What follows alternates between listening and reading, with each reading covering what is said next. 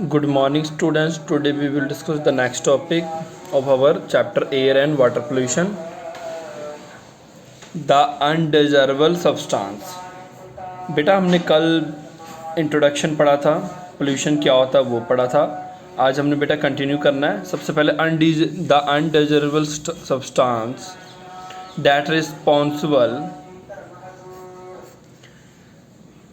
For pollution are called pollutant. अब यहाँ पे मान लो आपको एक नंबर में क्वेश्चन आ जाता है डिफाइंड पोल्यूटेंट, तो आपने लिखना the undesirable substance that responsible for pollution. वो सब्सटेंस जो पोल्यूशन के लिए रिस्पॉन्सिबल होता है उन्हें बोलते हैं पोल्यूटेंट. ठीक है.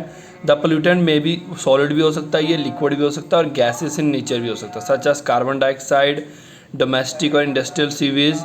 ठीक है. Toxic element. डोमेस्टिक और इंडस्ट्रियल सीवेज मतलब कि जो फैक्ट्रियाँ होते हैं ना, फैक्ट्रियों में से जो गंदगी निकलती है ना उनको वो है. ठीक है. Toxic elements. अब देखो कई सारे फैक्ट्रियों में हम केमिकल यूज़ करते हैं, जैसे लेदर इंडस्ट्री है. ठीक है. लेदर इंडस्ट्री में क्या यूज़ करते हैं, केमिकल होता है बेटा कैडमियम. ठीक है. वो पॉइजनस होता है. ठीक है बेटा. तो वो यूज़ करते हैं वहाँ पे.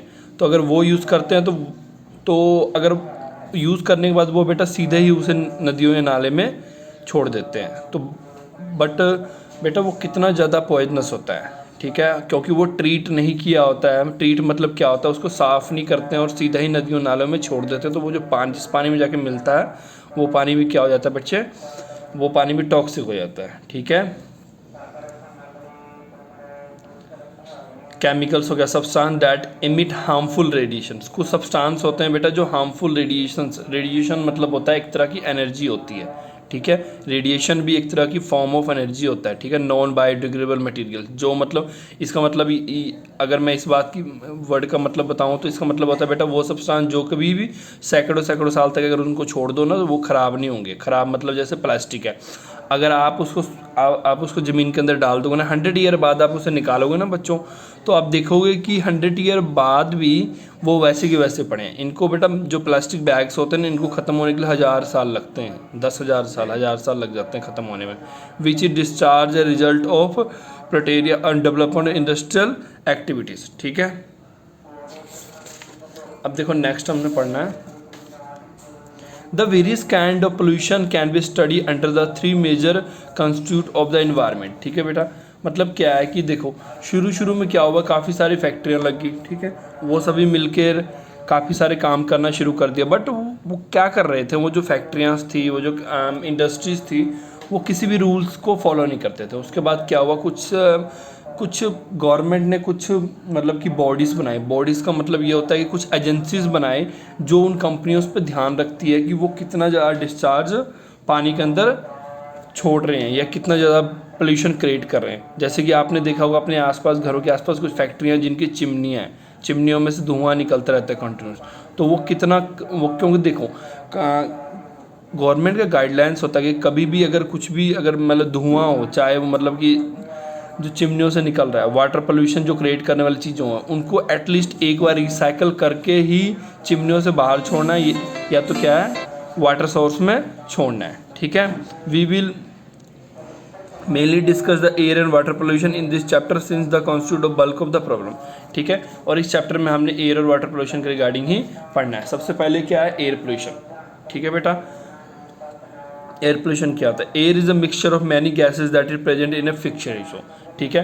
आपको पता ही है एयर क्या है कि मिक्सचर ऑफ काफ़ी सारे गैसों का मिक्सचर होता है यार. ठीक है. और उनमें जो गैसेस होता है फिक्स रेशो में प्रेजेंट होता है. ठीक है.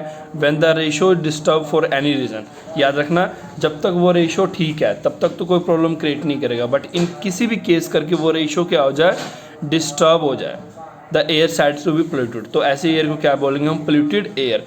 Thus the air pollution involves the accumulation of certain poisonous gases among the minute solid particles in the atmosphere. अब मैं इसको आपको सिंपल मीनिंग में समझाऊं कि जब तक एयर का रेशो जैसा होना चाहिए वैसे है तब तक तो कोई प्रॉब्लम नहीं, तब तक एयर पोल्यूशन नहीं हो रहा है. बट मान लो कि उसका रेशो बिगड़ गया. अब इसको आप अपने डेली लाइफ से कंपेयर ऐसे कर सकते हो कि जब तक तो आप लिमिटेड जितना आपको खाना खाना चाहिए उतना खा रहे थे. बट किसी दिन क्या हुआ कि आपको किसी ने बर्थडे पार्टी में इनवाइट कर लिया. ठीक है. आप चल गए, आपने फ्लो में काफ़ी सारा चीज़ खा लिया और फास्ट फूड काफ़ी सारा खा लिया. तो इससे क्या हुआ कि आपका पेट का डाइजेस्टिव सिस्टम था बेटा, वो क्या हुआ, बिगड़ गया। अगर एक बार वो बिगड़ गया तो आपको स्टमक रिलेटेड प्रॉब्लम्स आने शुरू हो गए, ठीक है। वैसे ही एयर का है, जब तक एयर का रेशियो फिक्स है तब तक तो प्रॉब्लम नहीं होगी। बट आपने कभी कभी देखा होगा, जब आप मतलब कि चाहे आप मॉर्निंग वॉक पे चल जाओ या इवनिंग भी चल जाओ, तो आपने देखा होगा कई कई जगह पे क्या होता है, लोगों ने क्या क्या किया होता है, चीज़ों इकट्ठा करके ना उनमें आग लगा देते हैं, और वहाँ से अगर आप निकलोगे तो आपको सफोकेशन सा फील होगा। क्यों सफोकेशन तो फील होता है, क्योंकि वहाँ पे एयर का जो रेशो होता है वहाँ डिस्टर्ब हो चुका होता है, ठीक है।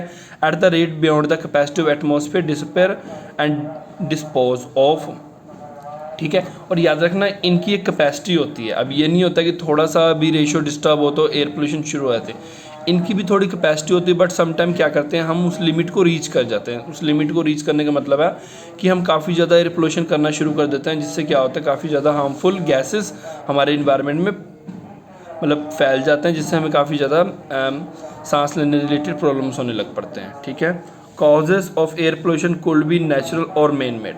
अब ये एयर पोल्यूशन होता क्या है, ये तो बेटा नेचुरल भी हो सकता है, मैन मेड भी हो सकता है। नेचुरल में अगर मैं बात करूँ तो एक तो वॉल्केनिक, मतलब कि अगर मान लो कहीं ज्वालामुखी है, अगर वो फट जाता है वो एक नेचुरल हो गया। बट आजकल 1% ही नेचुरल होता है, बाकी 99% हमारे द्वारा किया गया है बेटा, ठीक है। मतलब कि क्या मेरे कहने का क्या मतलब है कि 1% ही सिर्फ नेचुरल है, 99% किसी न किसी के द्वारा किया जाता है, ठीक है। जैसे कि आप ही सोच लो, आप इन सिंपल सेंस में देख लो, अपनी गलियों में देख लो, जो झाड़ू लगाने आता है वो क्या करता है, झाड़ू लगा के कूड़ा इकट्ठा करता है और माचिस लगा के आग लगा देता है उसे।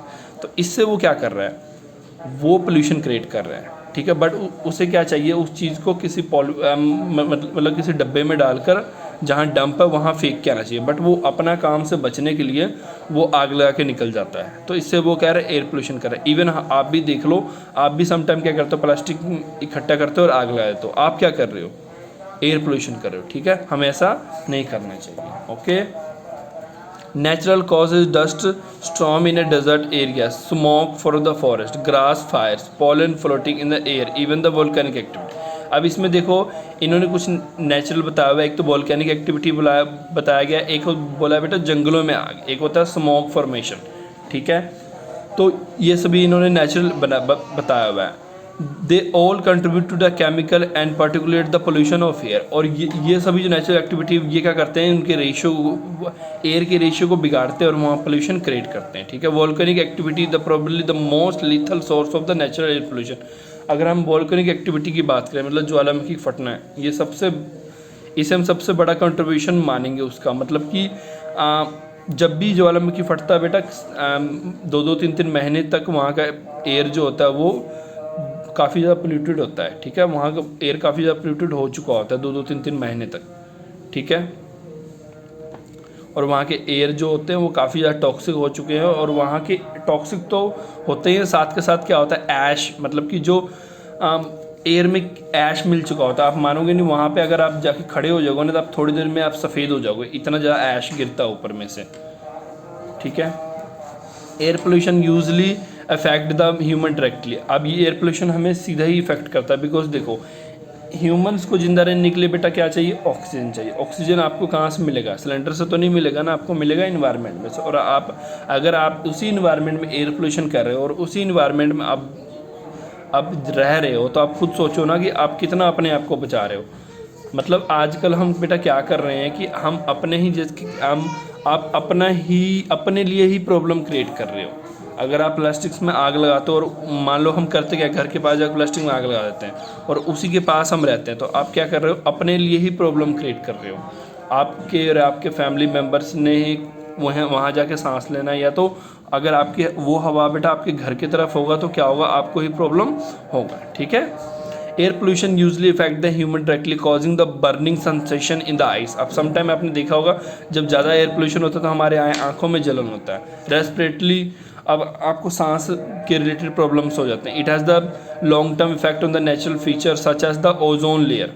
और याद रखना एयर पोल्यूशन ओजोन लेयर पे भी इफेक्ट डालता है। हमारे जो ग्लेशियर्स है, ग्लेशियर जो मतलब अंटार्कटिका जो है ना, वहाँ ग्लेशियर मिलते हैं मैक्सिमम, वहाँ जो मतलब कि पूरा बर्फ़ जमा हुआ है चारों तरफ, वो भी बेटा एयर पोल्यूशन करके पिघल रहे हैं, ठीक है। The appear to the rapidly changing in the global climate. ये देख लो आप, पहले जो होता था बेटा 3 मंथ का क्या होता था, सर्दियाँ, और 9 मंथ का गर्मियाँ, ये फिक्स था।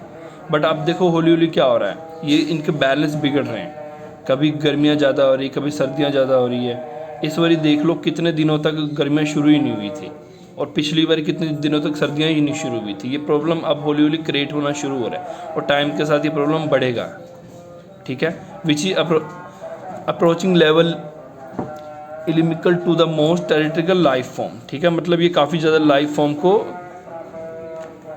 इफेक्ट कर रहा है, ठीक है।